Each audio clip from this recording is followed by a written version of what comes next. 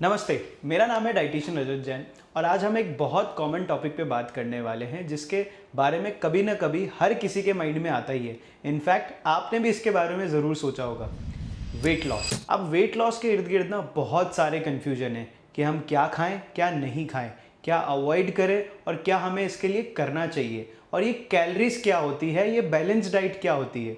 तो इस वीडियो में मैं आपको वेट लॉस के बारे में, कैलोरीज के बारे में बहुत सिंपल तरीके से समझाऊंगा। चलिए शुरू करते हैं। तो हम जानते हैं कि ये वेट लॉस होता कैसे है। एक बहुत सिंपल सा फॉर्मूला होता है, हम जिसे बोलते हैं CICO, calories in calories out, यानी सीको से सीखो। अब आप मुझसे ये पूछेंगे कि ये सब स्टार्ट करने से पहले ये बताओ कि ये कैलोरीज होती क्या है। अरे भैया, ये कैलोरीज होती क्या है? तो हम समझाते हैं आपको कि ये कैलोरीज क्या होती है। अब आप समझिए, जैसे एक कार होती है, उसको चलाने के लिए क्या चाहिए होता है? उसको चलाने के लिए चाहिए होता है fuel in the form of petrol and diesel. और आप उसको कैसे मेजर करते हैं? आप उसे मेजर करते हैं लीटर्स के अंदर। वैसे ही हमारी बॉडी को चलने फिरने के लिए चाहिए होती है एनर्जी, और वो एनर्जी हमें किस चीज़ से मिलती है? फूड से। बट उस एनर्जी को मेजर करने की जो यूनिट होती है उसे हम बोलते हैं कैलोरीज। अब ये जो कैलोरीज की रिक्वायरमेंट होती है, ये हर एक इंडिविजुअल की डिफरेंट होती है। आप जो ये वीडियो देख रहे हैं, हो सकता है आपकी कैलोरीज रिक्वायरमेंट 2000 कैलोरीज की हो और मेरी कैलोरीज की रिक्वायरमेंट 1600 की है, बिकॉज ये वेरी करता है person to person depending on their age, gender and physical activity. तो अब जब आपने कैलोरीज समझा, समझ में आया? अगर आया तो लेट मी नो इन दी कमेंट सेक्शन। अब हम बात करते हैं वेट लॉस के बारे में। सो हमने जिक्र किया CICO के बारे में, which is calories in calories out. अब वेट लॉस कैसे होता है, वेट मेंटेन कैसे रहता है, हम वो समझते हैं। आप जितना खा रहे हैं, यानी आप जितनी कैलोरीज कंज्यूम कर रहे हैं, अगर आप उतनी ही कैलोरीज बर्न करेंगे तो आपका वेट क्या रहने वाला है? आपका वेट रहने वाला है मेंटेन। अगर आप जितनी कैलोरीज खा रहे हैं, अगर आप उससे कम कैलोरीज बर्न करेंगे तो आपका वेट क्या होगा?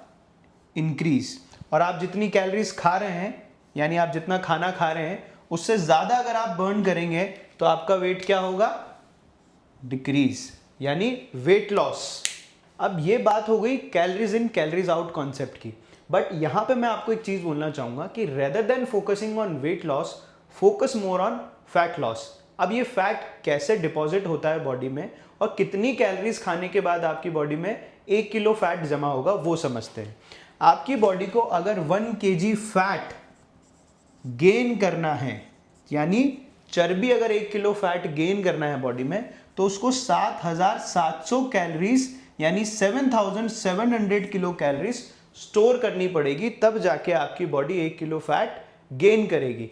तो बहुत सिंपल सी बात है कि अगर 1 किलो फैट गेन करने में इतनी कैलोरीज चाहिए, तो 1 किलो फैट लूज करने में आपको 7700 कैलोरीज को बर्न करना पड़ेगा। आया कुछ समझ में? तो अब हम समझते हैं कि आपको कैलोरी डेफिशिएट कैसे क्रिएट करना है, यानी ये जो 1 किलो फैट है ना, ये कैसे बर्न करना है। सो हमने अभी कॉन्सेप्ट समझा था कि जितना आप खाएंगे उससे ज़्यादा आपको बर्न करना है। अब कैसे करना है कि ये जो 7700 कैलोरीज की हमने बात करी, ये आप एक दिन में बर्न नहीं कर सकते। इसके लिए आपको क्या करना पड़ेगा? रोज 500 किलो कैलोरीज का डेफिशिएट क्रिएट करना पड़ेगा।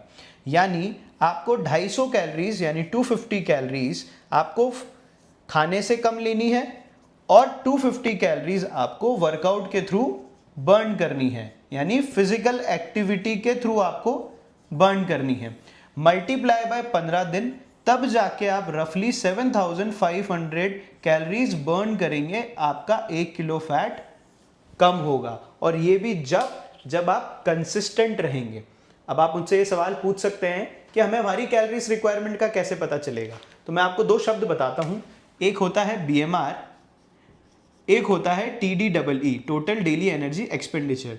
BMR का मतलब होता है जो आपकी डेली बेसल मेटाबॉलिक रेट, यानी जो आपकी डेली मिनिमम कैलोरीज की रिक्वायरमेंट है। टोटल डेली एनर्जी एक्सपेंडिचर का मतलब है इसके अंदर वो भी आ गया जो आप खाना खाते टाइम एनर्जी बर्न कर रहे हो, जो आप फिजिकल एक्टिविटी कर रहे हो, वो सब कुछ की कैलकुलेशन आ जाती है। तो आप गूगल पे जाइए, आप टाइप कीजिए BMR कैलकुलेटर, आप अपनी हाइट, वेट, मेजरमेंट्स डालेंगे, वो आपको कैलकुलेशन दे देगा।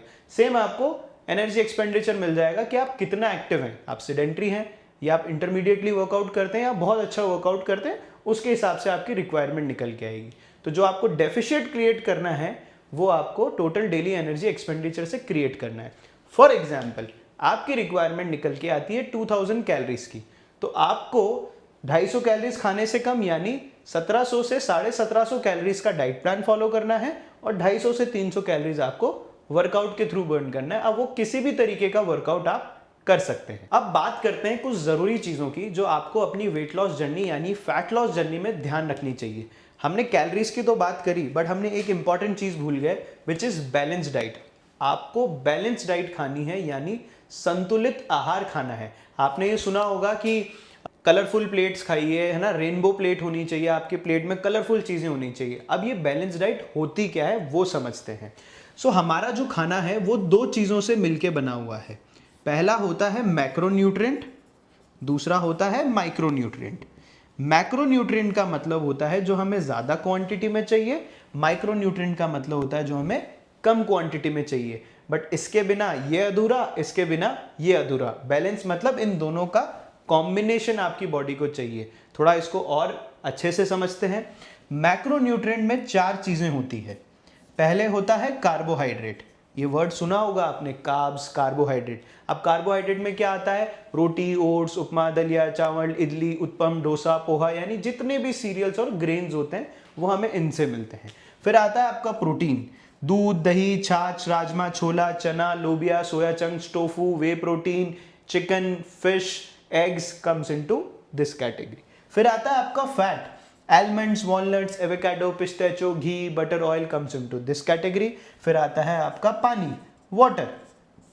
माइक्रोन्यूट्रिएंट्स में आते हैं आपके विटामिन्स और मिनरल्स, जो आपको मोस्टली मिल जाते हैं फ्रूट्स और वेजिटेबल्स से। तो हमें इन सब का कॉम्बिनेशन खाना है।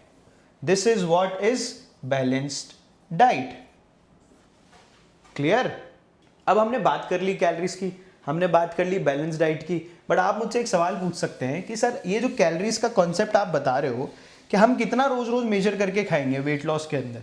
अब आपको हर दिन मेजर करके नहीं खाना है, आपको एक चीज ध्यान रखनी है, which is portion control. Portion control का मतलब होता है आपको उतना ही खाना है जितना आपके स्टमक की कैपेसिटी होती है। बाकी हम लोग क्या करते हैं, कभी बुफे में जाते हैं, कहीं और जाते हैं, तो जगह यहां तक होती है और खा के यहां तक आते हैं, तो वो गलती नहीं करनी है हमें। आपको अपने स्टमक को सिर्फ 70% फिल करना है। This is what portion control means. और सिंपल लैंग्वेज में आपको समझाता हूं और आप कैसे पोर्शन कंट्रोल कर सकते हैं।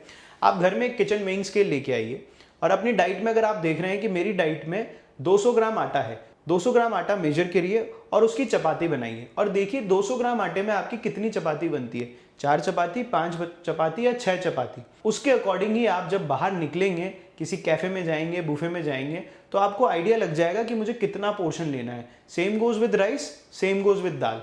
तो जो भी आपको मेजरमेंट करना है वो आपको रॉ मेजरमेंट करना है, यानी अनकुक मेजर करना है, क्योंकि सबके घर का कुकिंग स्टाइल बिल्कुल डिफरेंट होता है। अगर ये चीज भी नहीं समझ में आ रही है तो बहुत सिंपल सा तरीका है, मैंने स्टार्टिंग में भी बोला था, अभी फिर से बोल रहा हूं आपको, पोर्शन कंट्रोल 70% ही अपने स्टमक को फिल कीजिए। थर्ड मोस्ट इंपॉर्टेंट जो आपको ध्यान रखने वाली चीज है, विच इज हाइड्रेशन, यानी पानी का इंटेक।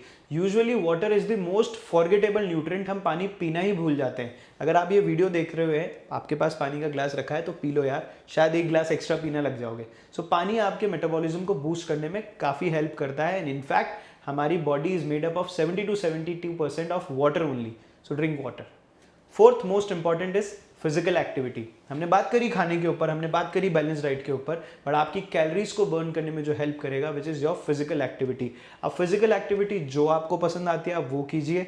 स्ट्रेंथ ट्रेनिंग करना है, स्ट्रेंथ ट्रेनिंग कीजिए। आपको वॉक करना है, रनिंग करना है, स्विमिंग करना है, जुम्बा करना है, साइकिलिंग करना है, डांस करना है, जो आपका मन है, बट अपने आप को एटलीस्ट 30 से 40 मिनट रोज दीजिए फॉर फिजिकल एक्टिविटी। मेरे से पर्सनल बेस्ट पूछेंगे तो आई वुड से कार्डियो और स्ट्रेंथ ट्रेनिंग का दोनों का कॉम्बिनेशन बना के चलिए।